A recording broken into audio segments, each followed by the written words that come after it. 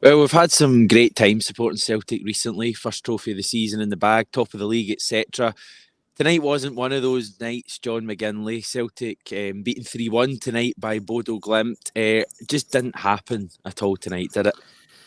Yes, I think tonight very much proved the point that Celtic are still a work in progress, let's say. That's been kind. I thought that was obviously a big disappointment. I think most people, whether naively or thought that was a winnable game tonight, and Celtic just didn't live up to the occasion, didn't live up to the kind of backing from the supporters, kind of Ange Postecoglou's words kind of over the last week, really. So big disappointment, shows we're a work in progress, a lot of work ahead. Yeah, my obvious question then, John, is why do you think that happened? You know, we're in such good form going into tonight, pretty much a full house tonight, great crowd, really good atmosphere beforehand, and for me, a big opportunity for the players. Why do you think what didn't quite come off? I think there's multiple factors here. I think some individual players were disappointing. I don't really want to single anyone out too much because I felt the whole team in general were below par.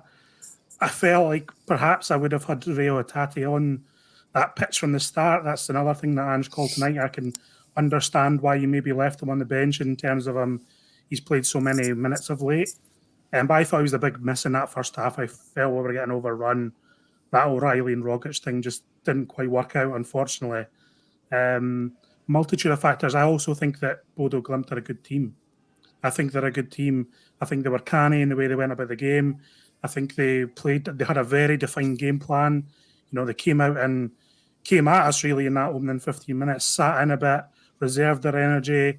They had all those dark arts on the go with the huddles inside Celtic Park, with the convenient rest breaks, with the players going down.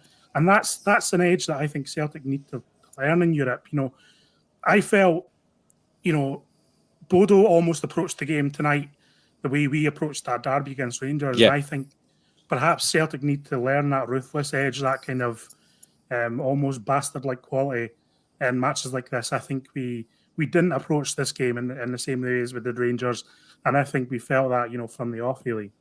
I actually had that point written down. I felt we were too nice tonight in general. There was a moment in the first half that summed it up for me.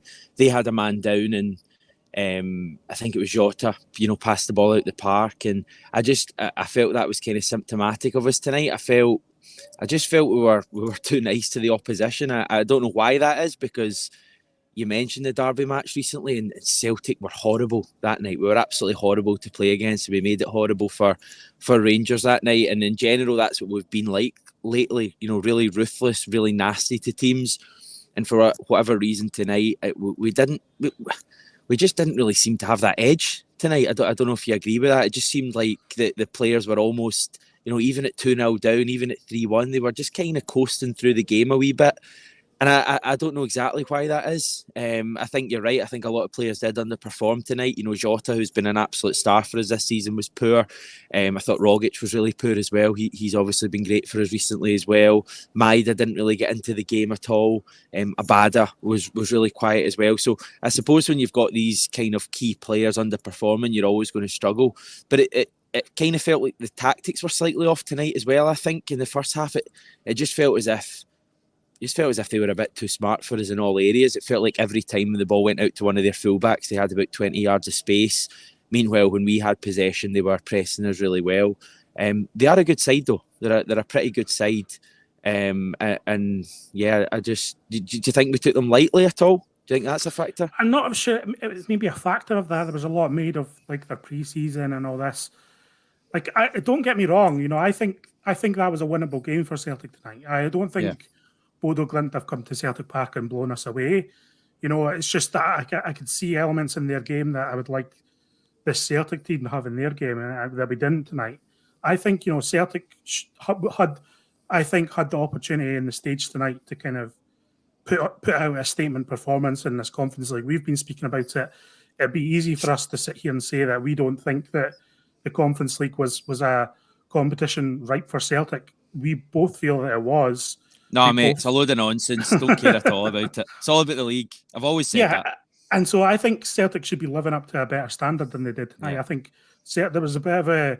Celtic weren't as good as we thought they were going to be, or we thought they could be tonight. And I also think that Bodø Glimt were probably a bit better than a lot of us thought anyway. But certainly, I didn't think they would be as good as that tonight. So it's a bit of both for me, and obviously that adds up to a pretty harsh scenario in another knockout game for Celtic. Ange talks about Celtic being a European caliber team. He talks about us, playing well to a high standard in Europe and having people talk about our football. Nobody's going to be talking about our football tonight, unfortunately. And, that's the benchmark that we need to reach under Ange. That's where he wants to take us.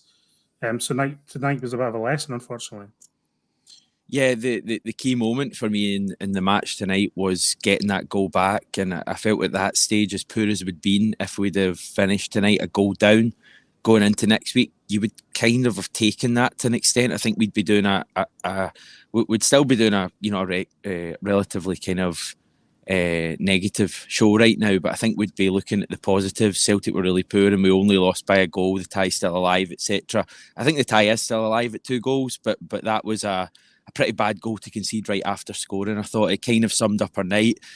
It felt as if they got every break going tonight in a way, but they probably deserved it with the way they played as well. Is it worth going through players in general? I just felt like it was a real off night for a lot of players. I mean, I've touched on a few of them already. I just thought Jota, for as good as he's been, just couldn't do anything right at all tonight. Left, right, through the middle for a few minutes as well. Nothing came off for him at all. O'Reilly, I thought, worked hard. I thought he was one of our better players. I thought Starfelt, I saw a bit of criticism before we came on in the chat towards Starfelt. I actually thought Starfelt was one of our better players tonight. But it just wasn't one of those nights for us. But the tie is still alive. Like, let's not go overboard. We're disappointed here, but an early goal over in Norway, or even a first half goal over in Norway next week, and we're right back in the tie. It feels like a bit of a mountain, though. I think the good thing, perhaps, maybe about next week is there's no pressure on us at all. I think the team can go there and kind of play their football. Interesting that the Bodø Glimt manager spoke, pre-match in his press conference about kind of the 2 engines of Celtic, in the sense of having those left-sided rotations and the right-sided rotations involving Rogic and O'Reilly. I didn't think that quite came off tonight. I felt a lot of the players looked quite isolated from each other. I think you could say Greg Taylor had a pretty poor game, but so did Jota. So that left-hand side was just not an engine. An engine was down almost. And then the kind of right-hand side wasn't functioning as well as it could be either. It was just... you could go through individuals, but I'm not sure how constructive that would be. I just think the elements that have made Celtic great recently or exciting to watch just weren't there tonight. It's Ange will have to take lessons from tonight, just as he always does. Perhaps maybe could have played Hatate from the start. Perhaps is maybe questioning whether he would play Rogic and O'Reilly in such a big match again going forward. You don't want to come to too many drastic conclusions, but there's certainly things there for Celtic to think about and recognise that. Although and I think we've rightly been excited about Celtic recently because I don't think anyone argues that we're not heading in the right direction under Ange, but it's just a reminder to everyone that we're not there yet. We're not there yet, and Celtic are way, way, way beyond. Way away from the finished article almost, and it's just it's going to be a very difficult Norway next week. I wouldn't expect to go through at all. You're saying it's 3-1 and we're still in it, but that feels like a bit of a mountain to me tonight. Yeah, I think you're right. I mean, I think no one here, certainly us two, and hopefully in the chat as well, is losing the plot about tonight. It was a disappointing night. I don't think there's any real way to sugarcoat it. It was really disappointing. I was expecting Celtic to maybe win 3-1 tonight. In fact, that was my actual prediction. It didn't come off, and I thought Glimt were much better than us tonight. And I think you're right. I think it's just a wee reminder that for as good as Celtic have been, and as much as we've already got the first trophy of the season in the bag, and we're top of the league, and we're still on for the domestic treble, there's still a long way to go at this level. I mean, I think people were talking down Bodø Glimt at all. I think a lot of people going into the game maybe had an impression that they were equivalent to like an Aberdeen or someone like that, or a Hearts. They're miles ahead of that. I mean, they're one of the best Scandinavian sides that have come to Celtic Park in a good few years. I think everyone knows they're a good team. Like, I don't think any Celtic fan was thinking that, to be honest with you. Like, they beat Roma 6-1, they drew 2-2 away with Roma. I think what gave Celtic supporters hope for tonight, or certainly me, was that this was the first competitive game for 2 months. Yeah. And they've been having a pre-season, they've been in Spain, they've been playing friendlies. And, you expect Celtic to be able to be really aggressive and bring the game to them in those opening minutes. It was the opposite almost. They came to us, scored the goal, cut us open really. They cut us open for their second goal as well. So it's not that anyone, I don't think, thought they were a terrible wee team or a Hearts or an Aberdeen or anything like that. It was more that this felt like an opportunity, just given where they are in their season, given the fact they've sold a few players, that Celtic might have had an opportunity to catch some cold. And I just don't think Celtic lived up to it tonight, unfortunately. Yeah, for me, as I say, the tie's still well alive, and I still, I will back Ange and the team to get a result next week and see us through. Worth saying for anyone that's been living under a rock for the last couple of years, that away goals are now scrapped, and Celtic tonight, I've lost by 3-1, but we only need to win by 2 goals next week to take it to extra time. It's a huge ask. It's a horrible place to go. It's an artificial surface next week. Bodø Glimt are massive favourites now, I would say, to win the tie. But Celtic have produced results in the past, and I think if we get a much better, level of performance next week, I still maintain we've got a big chance. But before then, John, it's all about Sunday, isn't it? I mean, it's all about Sunday. It's all about the reaction we get from this team. It's Dundee coming to Celtic Park. Mark McGee, the new manager there, he won't be on the touchline for that match. It's a game that, regardless of who's managing Dundee, you expect Celtic to win.